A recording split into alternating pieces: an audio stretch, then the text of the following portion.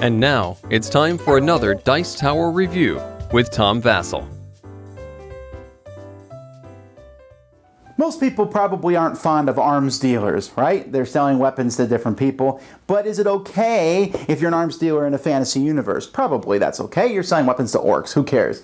That's what Battle Merchants is all about. You are the folks who are selling different weapons to the different people involved in these fantasy battles. And you're trying to make money. This is an economic game from Minion Games. Let's take a look.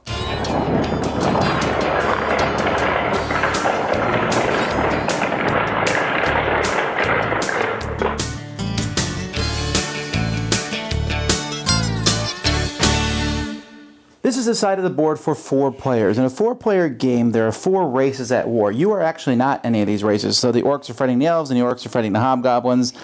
The elves are fighting the dwarves. The hobgoblins are fighting the dwarves and the orcs, etc. In each area, there is a possible battles that can happen. This is the battle that's currently going on. The orcs have a demand for maces, and the hobgoblins have a demand for hammers. And so these races want weapons, and it's your job to sell them the weapons. There's also going to be 4 seasons in the game, starting with spring, summer, autumn, and then winter. Now, in each season, players are going to be taking actions, and each action that they take will just go around the table until the season ends. Each player has their own player board that show the different kind of merchant that you are. And so here's the different player boards. So this is the blue player, Max Metalworks. And Max can make level 1 maces and level 1 swords. That's what he can start by making. Now on your turn, one of the actions that you can take is you can upgrade your weapon craft by taking one of the cards that's face up here. Now some of these cards have a cost. Some of them are free. This one here is free.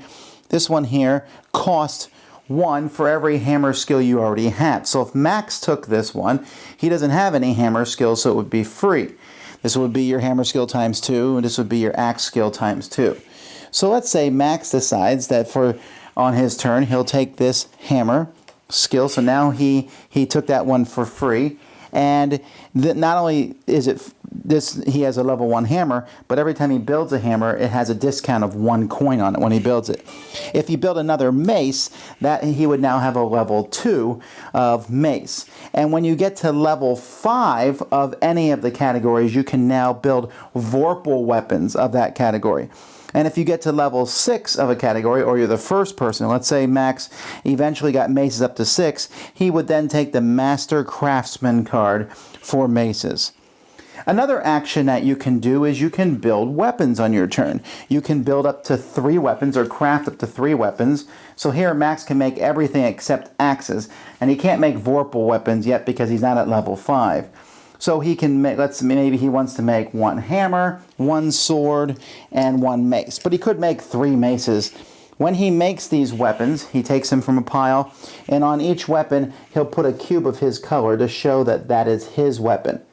So you can craft less than 3 weapons, but 3 is the most.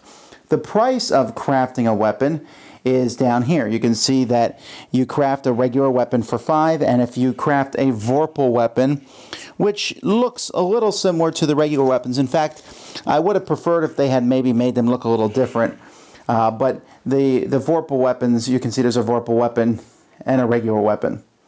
So now you're going to want to sell these weapons once you've made them. You can only sell to where there's an active battle going on. So let's say that Max sells a mace here. At that point, he's selling it to the orcs, because the orcs are on this side of the battle. Now, when he sells it to the orc, the base selling price is 6. But he also is going to take his orc token here. That's on the blue spot. Each season we refill these, so you can get up to 4 of these.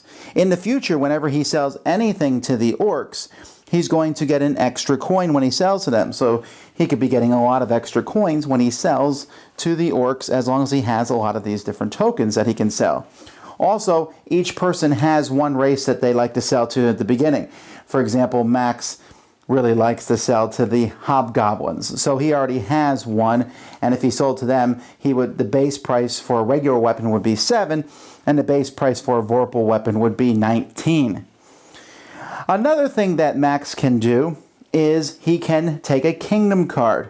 There are kingdom cards up here, and you can see the different kingdom cards. They're actually stacked from A to D, so different cards will show up. If he took this localized need, this says take the Bieber Forest reward tile, which means anytime he sells to the battle in the forest, which is over here between the orcs and the elves, then you're going to get an extra coin. Sometimes when you take a card, it gives you money, and this one has something for the end of the game. You're only allowed to have 2 of these cards in spring, but once summer comes, you can have 3. And when you get finally up to winter, you can have 4 of these cards, and whenever you take one, it will be replaced from the top of the deck. And there are different cards, and some of them get really cool as the game progresses. So that's how the game is going to be when a battle has something on both sides. Let's say that one of Max's opponents manages to get the hammer here. That battle now is complete, so we'll take that token and we'll turn it upside down, or we'll just place it over here on spring. When 3 are placed on spring, then the season will end. Also, when a battle is finished, the next battle opens up so people can put them here. Now, at the end of a season, when there are 3 tokens here, you're going to compare every battle and see who the winner is of each battle.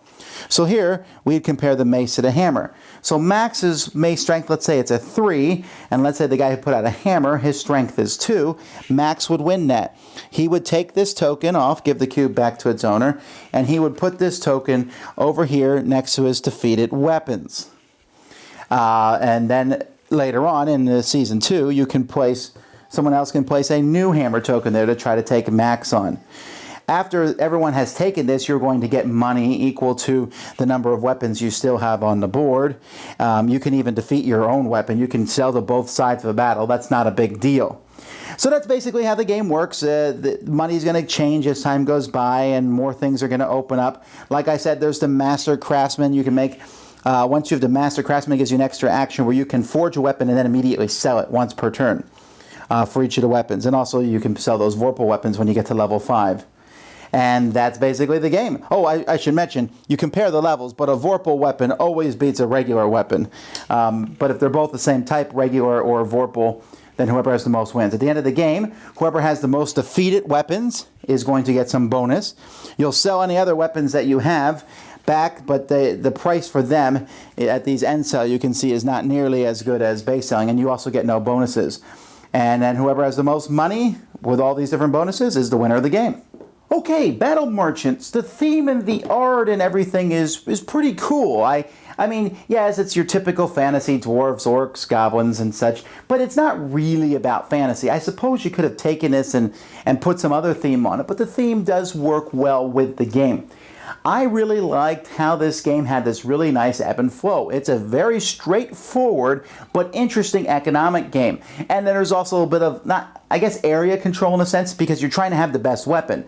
And so your choices each turn are very interesting. Do I want to buff up my weapons, or I want to start, crafting them as quickly as possible? The gold, the coins in this game are some pretty nice coins, and you're constantly saying, okay, you can craft 3 items for an action, or you can sell 1 item for action. So when you're crafting, it's best if you craft all 3. At the beginning of the game, though, you probably don't have enough money to craft 3, so should you wait and try to get some more money and then craft 3? Or should you just craft a couple and get out there? Or should you buff up your weapons as high as you possibly can so that you win all the battles? And then those kingdom cards, they get really cool as the game progresses, where here's one where it just gives you 7 coins at the end of the game. Here you can sell a weapon into the wrong spot. It's 1 less, but who cares? You can have a secret deal where you can, at the end of the game, you get extra coins for each reward tile you have. So the more you work with the orcs, for example, you get more money at the end. So there's a lot going on, and I don't think there's any sure set strategy, because you're going to be constantly watching what the other players do, and there's that head-to-head, because you're putting your weapons up against theirs, and you're trying to sell weapons in a battle, hopefully against someone who has a weaker type. So I say, oh, well, he sold a sword. He's not very good with swords, so I'm going to go there. But at the same time, I don't know that I want to sell the hobgoblins, because I'm making much more money if I sell to the orcs. Very interesting back and forth, very strong economic flavor. This is kind of like a medium weight economic game, and one that I really think is cool. Battle Merchants. Highly recommend.